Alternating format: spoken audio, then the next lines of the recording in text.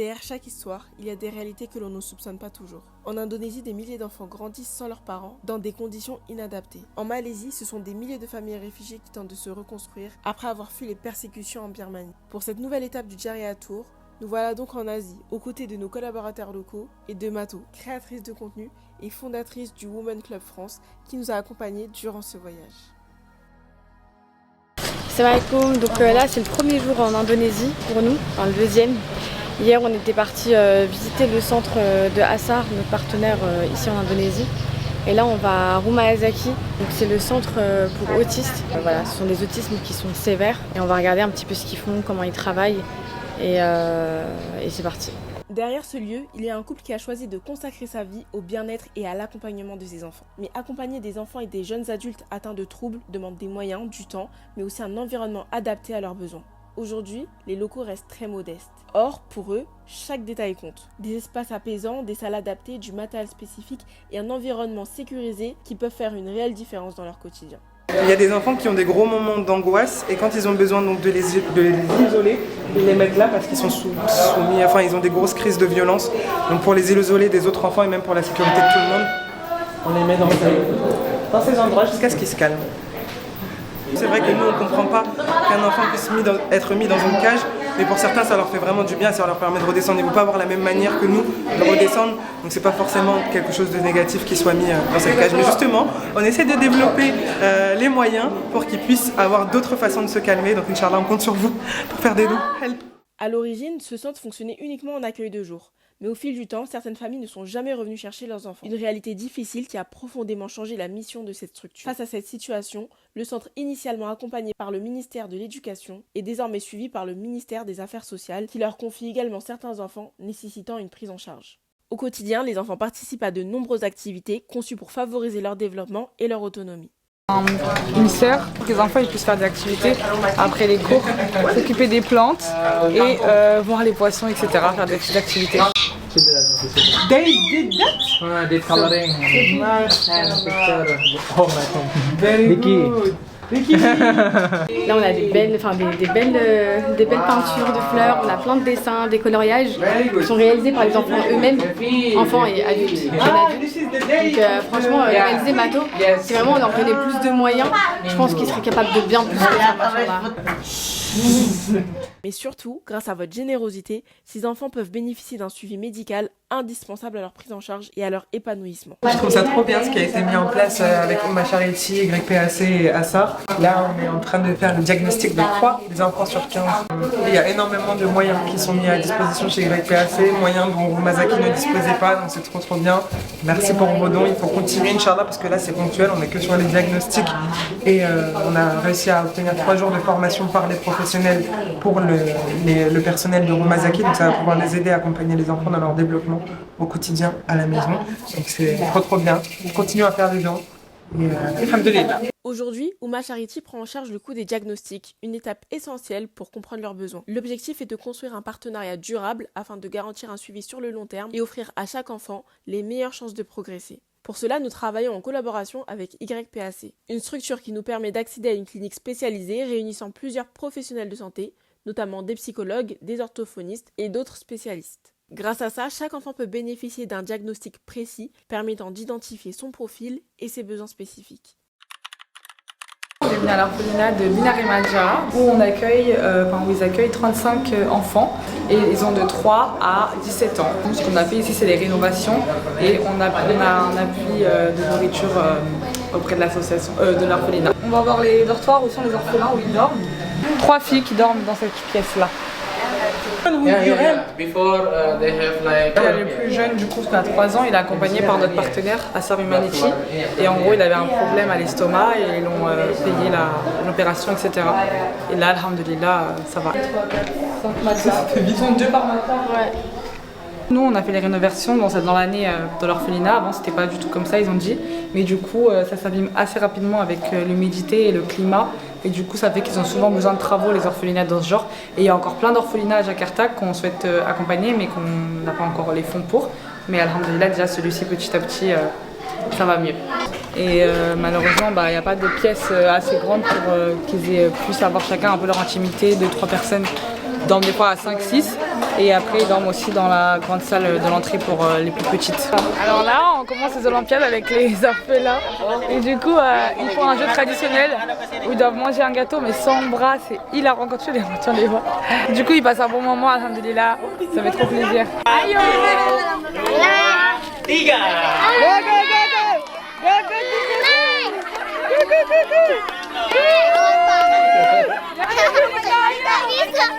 Ayo mereka.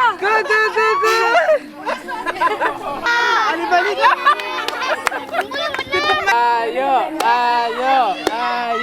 Ayo. What is the name of this game? The game makan kerupuk. Makanan kubu? Makan kerupuk. Detik lagi. 10, 9, 8. Kepala. Ras.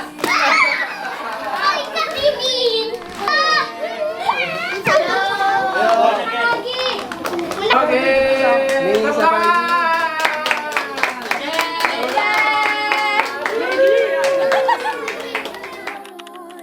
Donc là on est à l'orphelinat Aïdoul Janna, donc dans l'orphelinat des garçons. Donc au départ c'était un terrain qui était totalement vide et qui était un don en fait d'une autre ONG qui est récent mais qui n'a pas été entièrement construit par Oumma Charity. Par contre le bâtiment qu'on voit juste ici, donc le bureau qui fait aussi également office de chambre du responsable de cet orphelinat, ainsi que la chambre des garçons a été entièrement construite par Oumma Charity. Et du coup, il y a également eu une rénovation à l'intérieur de la part de Oumma Charity. Ensuite, il y a une troisième organisation qui a réalisé le dernier étage, qui est en cours en fait, de construction. Il existe un orphelinat pour les filles également. Seulement, voilà, les garçons et les filles étaient entassés, les conditions n'étaient pas du tout favorables pour leur développement et leur avenir. Donc là, c'est la pièce principale, c'est la pièce à vivre, mais c'est également la pièce où ils vont prier, ils vont faire leur cours de Coran, cours d'arabe. Il y a 15 garçons qui occupent cet orphelinat. Donc on a... c'est quoi la tranche d'âge déjà? De 4 à 17 ans. Donc voilà, de 4 à 17 ans. Et on peut poursuivre du coup la visite. Donc à l'étage, on a un grand dressing, voilà, pour que les enfants puissent s'organiser. Voilà. Ici, on a les dortoirs à notre droite. D'ailleurs, ici, il fait très bon. Habituellement, voilà, on est habitué à une température très humide, mais en fait, ils vont utiliser des matériaux de sorte à ce qu'il n'y ait pas trop d'humidité qui entre. Donc on sent déjà en fait au niveau de la température qu'il y a une différence. Ensuite, ce sont des lits superposés où les garçons peuvent dormir. Juste derrière moi, vous avez la salle d'eau, donc les douches et les toilettes. Donc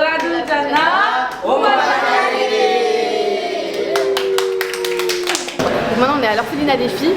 Donc, tout à l'heure, comme vous l'avez vu, on était chez les garçons, maintenant on est chez les filles. Donc c'est parti, on poursuit. Je vais juste ajouter une petite précision, c'est qu'on distribue aussi des colis alimentaires, mais ponctuellement.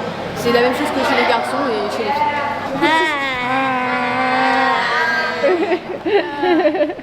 filles. Donc ici on a les chambres, voilà, des dortoirs des filles. Donc là il y en a 4 qui dorment ici. Comme on vous disait, en fait là on peut bien voir que les garçons en fait avant ils dormaient ici également. Donc c'était extrêmement compliqué, hein. Les enfants ils étaient entassés, les filles ensemble, les garçons ensemble. Donc alhamdoulilah, par la grâce de vos dons, on a pu réaliser le projet chez les garçons. Donc voilà, on espère que ça continue dans ce sens-là. Donc là on est à la Yatim Academy, donc c'est un programme qui a été offert à des jeunes orphelins entre 17 et 23 ans. Donc c'est un programme autour de la formation du marketing digital. Il y a aussi des cours d'anglais qui y sont intégrés et voilà, c'est pour leur permettre d'avoir un avenir parce que la plupart de ces enfants-là, quasi tous, sont orphelins et n'ont pas d'accompagnement. Ils sont aussi en situation de très grande précarité et tout ça c'est grâce à vous, grâce à vos dons, grâce aux dons mensuels. Vous avez permis en fait à ces enfants-là de se construire un avenir. Durant 1 an, ils vont suivre ce programme, donc l'IT programme, et à la fin en fait de ce programme-là, ils feront des stages de 4 mois avec des entreprises. Donc déjà, ils pourront démarrer, après ce programme-là, ils pourront avoir un CV et Inch'Allah pouvoir être totalement autonomes.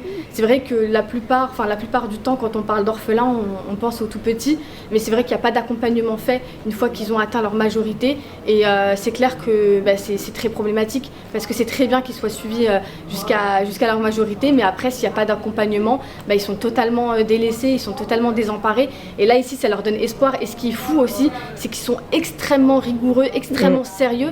Et on voit clairement... En fait, moi, j'ai l'impression d'être dans une classe où c'est des enfants qui ont étudié depuis très longtemps, en fait, qui poursuivent des longues études, alors qu'en fait, ils sont débutants. Et ça fait vraiment plaisir à voir. Et tout ça, c'est grâce à vos dons. Quand vous faites un don mensuel, vous parrainez ce genre d'action, vous parrainez ces enfants-là et vous leur permettez de se créer un avenir. Donc d'où l'importance vraiment de faire des dons. Et voilà, on aimerait vraiment faire ça pour un maximum d'enfants. Donc si on peut faire ça grâce à vous, ben, Inch'Allah, ça sera magnifique. So it's a pleasure to be here with you today. Thank you for receiving us. It's an honor. Like I study marketing just as you well. I was doing personal, a lot of things in Canva, Brevo, emailing, newsletter, everything, and it's very important. So I hope one day you can do a great job, inshallah, and find yourself. Amin. Ummah Charity. Merci beaucoup.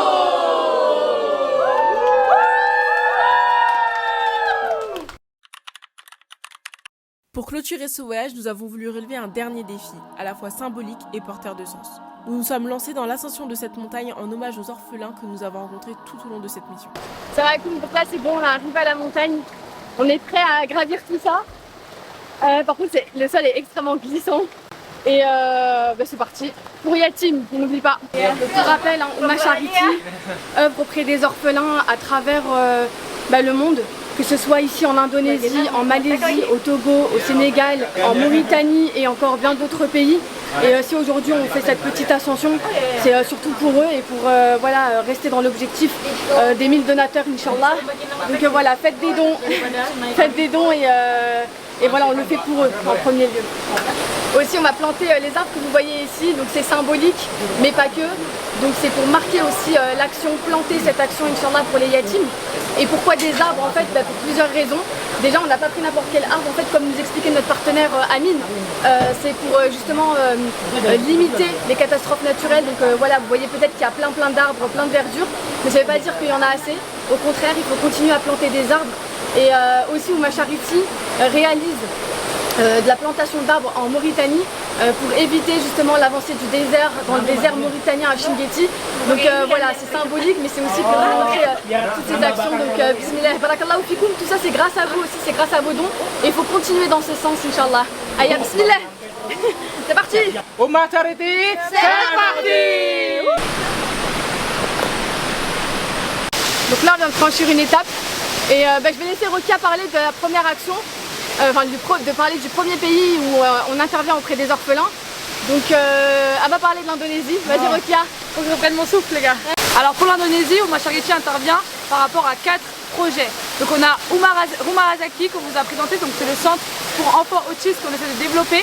On a Binar Maja et Aladul Jannah, c'est 2 orphelinats qu'on a rénovés. Et du coup on a également la Yatim Academy, comme vous avez pu le voir, où on soutient les orphelins dans leur programme d'apprentissage, dans le marketing, dans le digital et aussi pour leur intégration future. Et ce projet-là, ils doivent être développés, dans plein d'orphelinats en Indonésie. Afin de pouvoir le faire, il faut que vous nous passiez des dons. Donc des dons mensuels, c'est la meilleure solution parce que ça permet de pérenniser nos actions sur le long terme et d'avoir une vision sur ce qu'on peut faire et ce qu'on ne peut pas faire dans la prochaine année. Donc soutenez-nous, on continue, c'est pas fini, c'est que le début. Merci.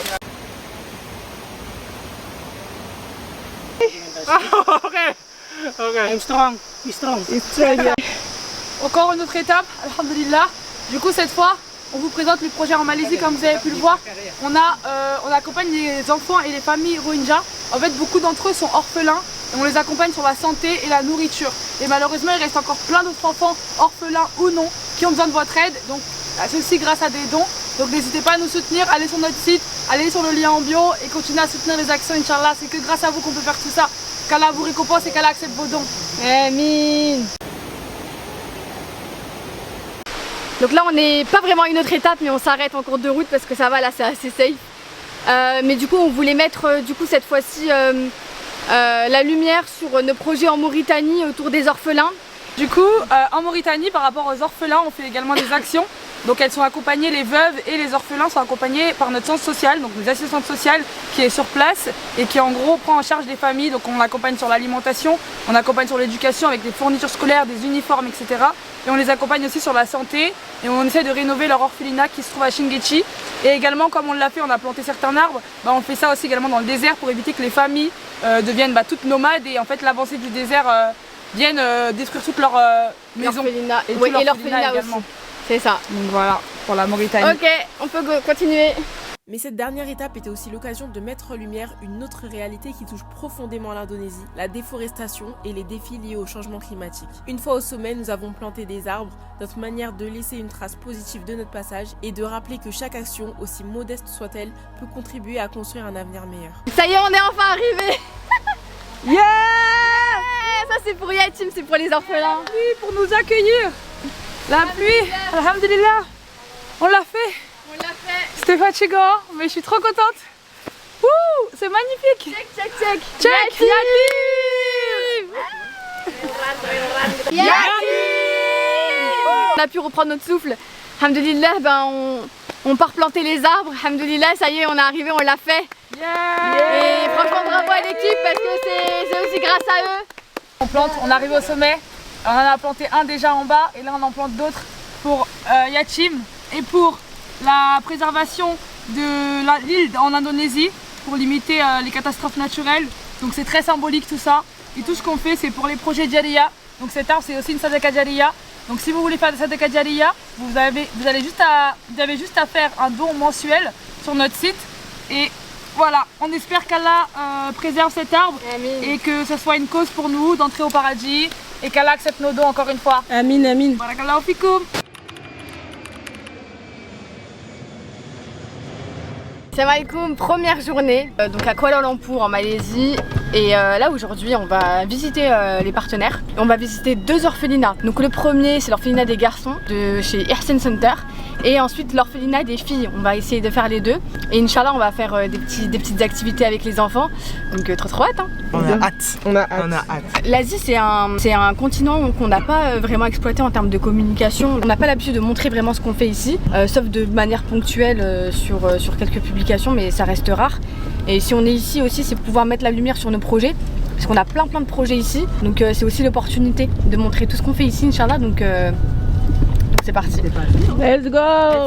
Avant de découvrir ces projets, il est important de comprendre l'histoire de celles et ceux que nous allons rencontrer. Les Rohingyas sont une minorité musulmane originaire de l'état d'Arakan en Birmanie. Depuis des décennies, ils sont victimes de discrimination. Privés de nombreux droits, beaucoup ont été contraints de fuir leur pays pour échapper aux persécutions. Mais après avoir migré en Malaisie, les épreuves ne s'arrêtent pas.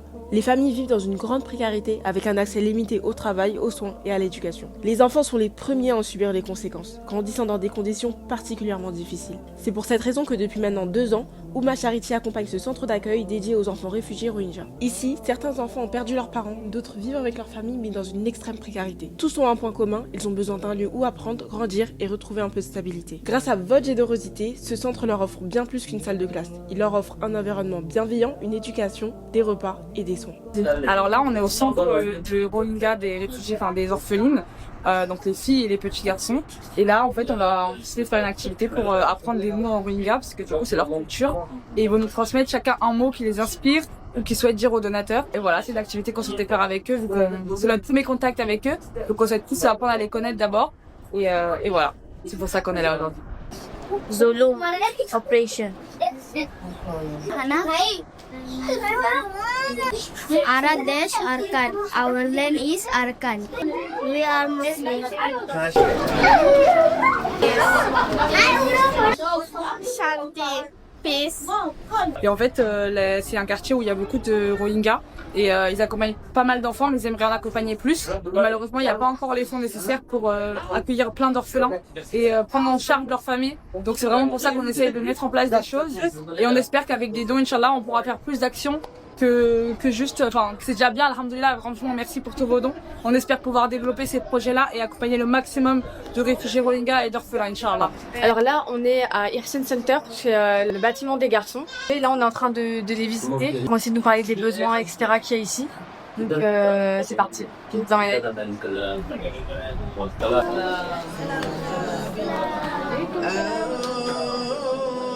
أنبتت 7 سنابل في كل سنبلة 100 حبة والله يضاعف لمن يشاء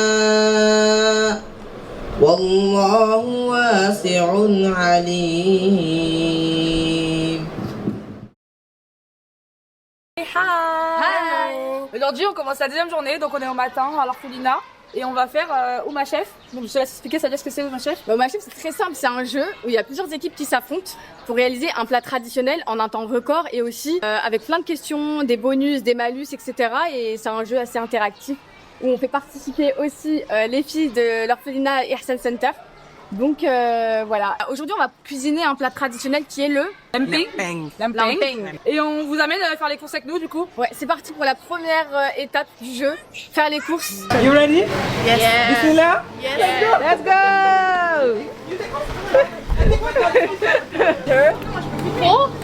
Oh, de l'eau, yes? What did you take? Sugar? Yes. Where is sugar? Ça y est, on a réussi à finir les courses. On a tout ce qu'il faut pour réaliser les lempeng.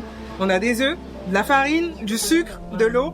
Et on avait déjà de l'huile et du sel, donc on n'a pas eu besoin de le racheter. The winner.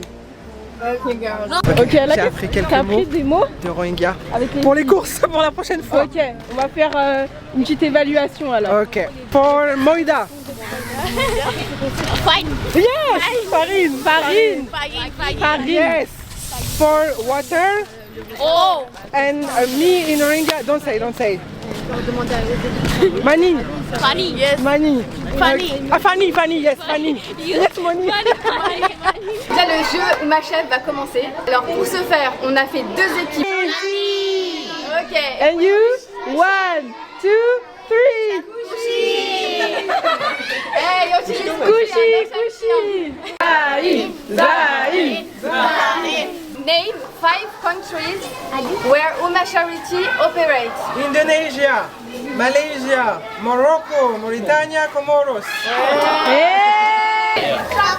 With the thumb or with the hand? What's your name? Shafuddin. Shafuddin. Donc Shafuddin, là, il maîtrise la recette. Asma. Ok, very good.